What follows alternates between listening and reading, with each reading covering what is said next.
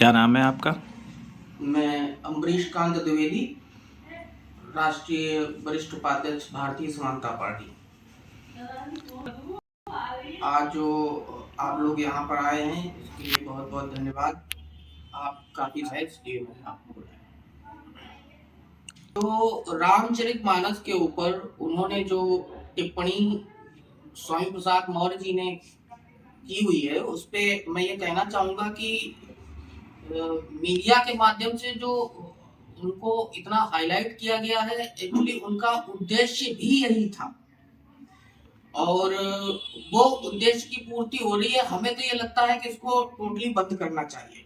जिस मुद्दे पर आप बात कर रहे थे अभी तक कि उनके ऊपर हमको आपका एक स्टेटमेंट चाहिए, तो वो जो उन्होंने ये ओछी हरकत करके अपने आप को हाईलाइट किया है, ये बहुत हल्की राजनीति वो कर रहे हैं। इतना स्वच्छ वातावरण राजनीति का होना चाहिए और यही भारतीय समानता पार्टी का उद्देश्य है कि एक स्वच्छ राजनीति जो है वो समाज में व्याप्त हो। वर्गों को उनके धर्म के आधार पर या उनके जाति के आधार पर डिवाइड करने की जो राजनीति है, जो इन्होंने ये विध्वंसक स्थिति उत्पन्न कर दी है सिर्फ जरा से राजनीतिक फायदे के लिए, तो ये गलत बयानबाजी है और इसका मैं पूर्णतः विरोध करता हूं कि इस तरीके की राजनीति नहीं करनी चाहिए। अगर आप विपक्ष में हैं और तो आपको, और उसी अभी मैं ये भी कहना चाहूंगा कि अभी आप विपक्ष में हैं, पीछे 5 साल आप उन्हीं के पक्ष में थे, तब तो आपके दिमाग में ये बातें नहीं आई।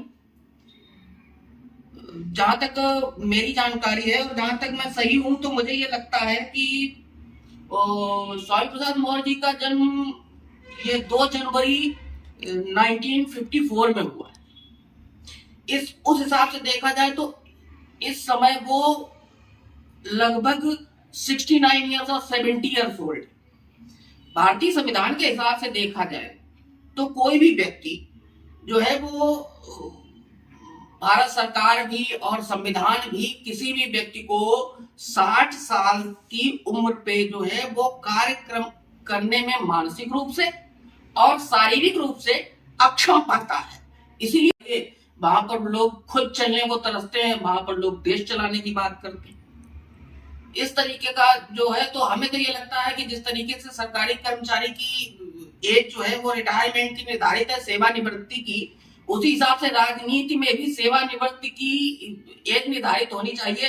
तो इस तरीके से जो उम्र के हिसाब से, मैं वो शब्द यूज नहीं करना चाहता और जो आप समझ रहे हैं वो मैं नहीं कहना चाहता, लेकिन कह मैं वही रहा हूं जो आप समझ रहे हैं कि इतनी अवस्था होने के बाद उनका मानसिक संतुलन है वो गड़बड़ाया हुआ है। उनको मनोचिकित्सक की आवश्यकता है, क्योंकि ऐसा कोई भी दल नहीं बचा है जिसमें वो ना रहे हो। उन्होंने अपना करियर जब शुरू किया तब वो जनता दल में थे, उसके बाद वो फिर बीजेपी की जो गवर्नमेंट 1997 में बनी मायावती के समर्थन में, तो उसमें भी वो मिनिस्टर रहे। उसके बाद फिर वो जो है बसपा में चले गए, बसपा के बाद फिर बीजेपी में आए और बीजेपी में अब सपा में गए हैं। इस तरीके की जो राजनीति, तो हमें यह लगना चाहिए पहले उनको अपना चरित्र देखने की आवश्यकता है कि लोगों में यह संदेश जा रहा है कि ये व्यक्ति इतना लोलुप व्यक्ति है जो पद के लिए, मतलब उनका कोई मॉरल ही नहीं है कि वो कहाँ कब चले जाएंगे, सिर्फ उनको पद चाहिए और चर्चा चाहिए। और इस तरीके की चर्चा जो हम आप कर रहे हैं, अगर ये चर्चा ना करें वही उनके लिए सबसे बड़ी सजा होगी।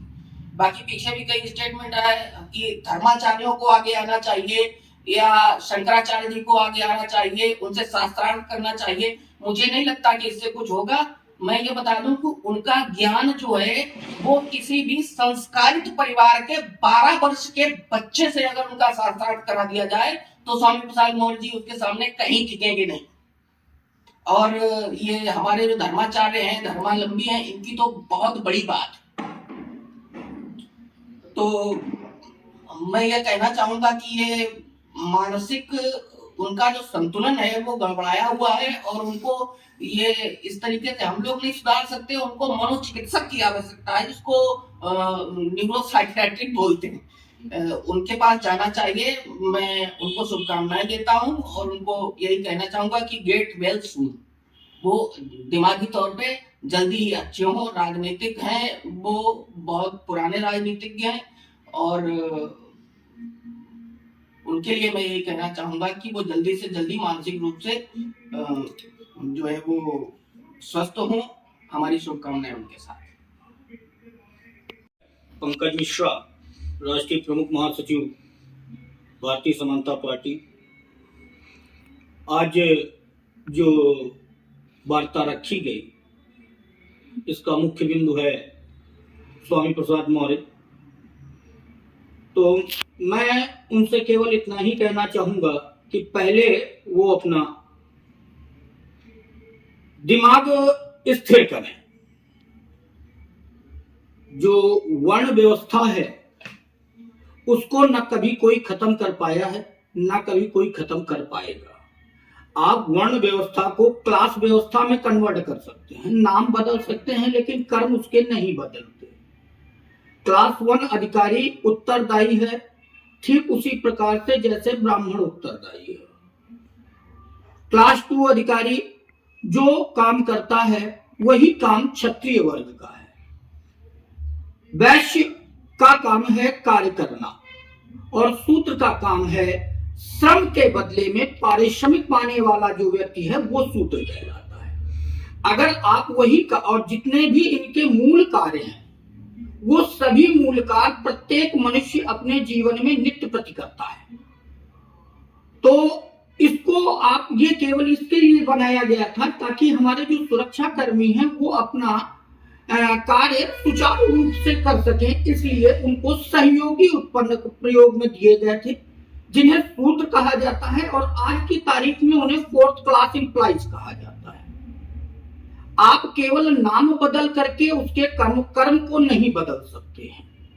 और समाज में जिस तरीके से विघटित किया गया है, और जो हमारी व्यवस्था बनाई गई थी हमारी सनातन परंपरा के हिसाब से, वो जैसे कि परिवार के अंदर जो प्रथाएं चलती हैं, सेम उसी प्रकार से हमने इस समाज को भी गठित किया है। 4 लोग मिलकर के परिवार के भी जो है अपना काम सुचारू रूप से पूरे परिवार को संचालित करते हैं। उसी आधार पर हमारे समाज को संचालित करने के लिए ये वर्ण व्यवस्था बनाई गई।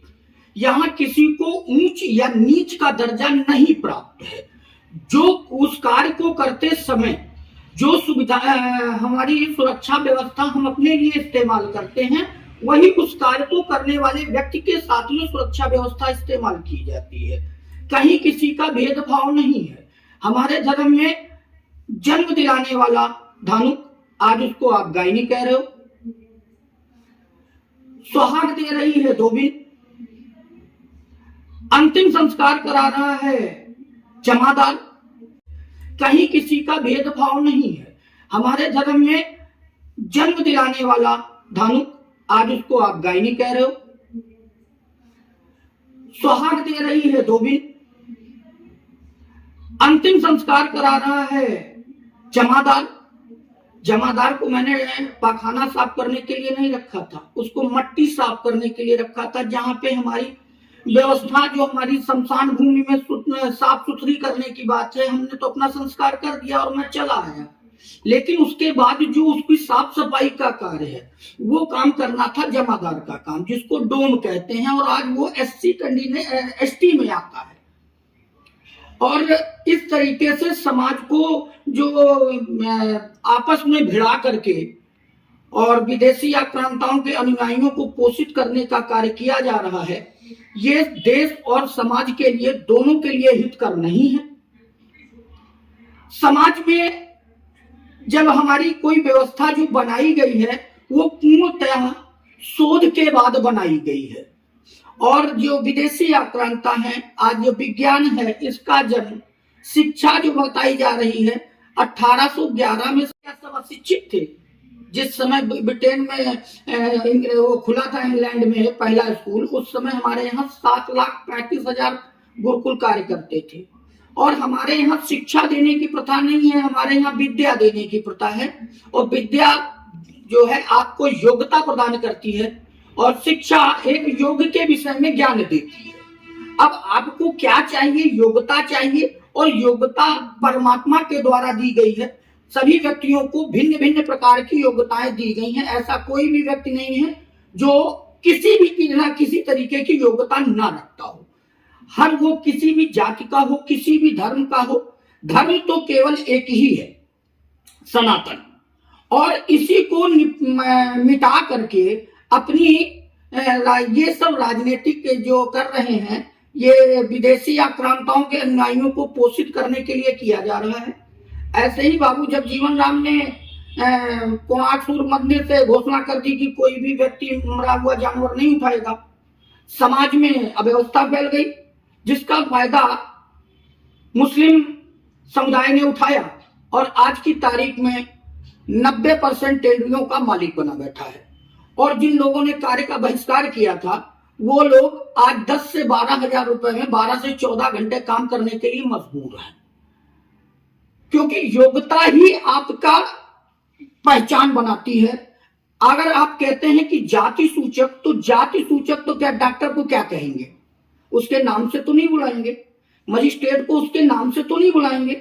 उसकी वो जाति है ना, उसका पद है, जो पद है वही उसकी जाति है, जो उसकी योग्यता है वही उसकी जाति है।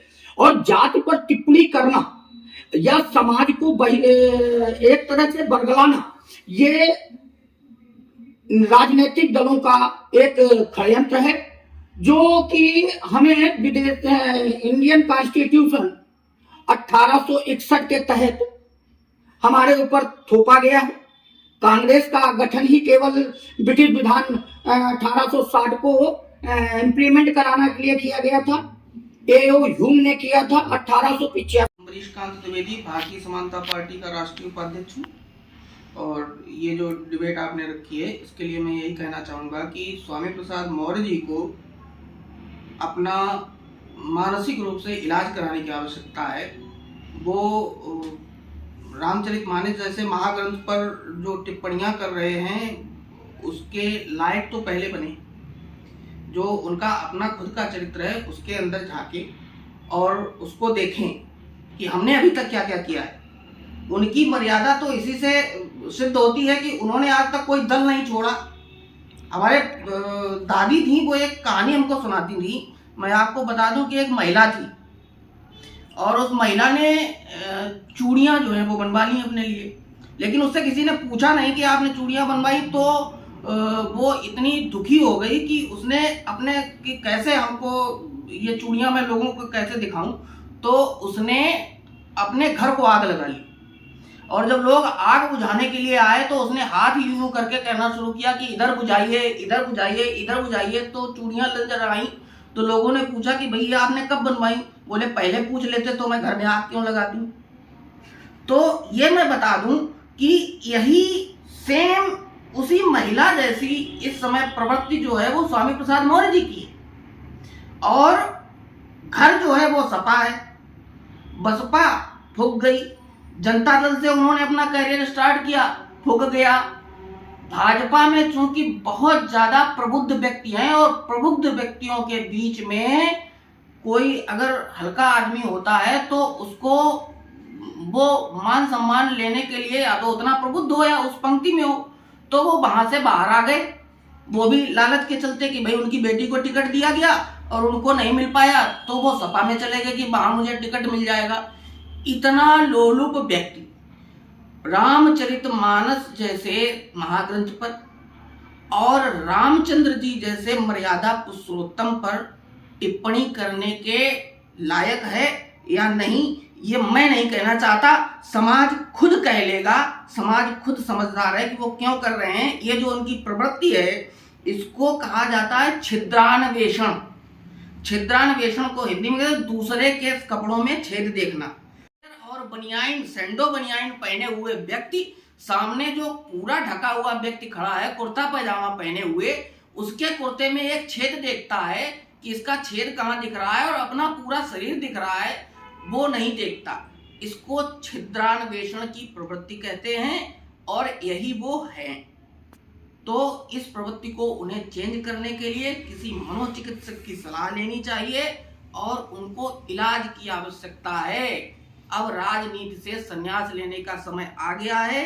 रिटायरमेंट की उम्र 60 साल होती है और 2 जनवरी 1954 के हिसाब से मौर्य जी अब 69 साल के हो गए हैं, जिसमें शारीरिक रूप से और मानसिक रूप से व्यक्ति को अक्षम मानता है संविधान, और वही उन्हें करना चाहिए कि अब राजनीति से संन्यास लें और कहीं सन्यासी बन जाएं, जंगल अंगल में जाएं। मैं भगवान से उन्हीं रामचरितमानस के जो मर्यादा पुरुषोत्तम हैं उनसे उनके लिए प्रार्थना करता हूं कि उनको सद्बुद्धि दे और वो जो है प्रवचन वगैरह करें। भगवान जो उल्टा नाम जपत जग जाना, वाल्मीकि भय ब्रह्म समाना, तो उस तरीके से उनको भी अब राम राम राम राम राम राम करना चाहिए। उनकी बुद्धि जागृत हो जाएगी और वो इस तरीके के अनर्गल प्रलाप करने जो है वो बंद कर देंगे और समाज में उनकी एक्सेप्टेंस वहां से मिलेगी। राजनीति में उनका अब जो है वो अध्याय खत्म हो चुका है।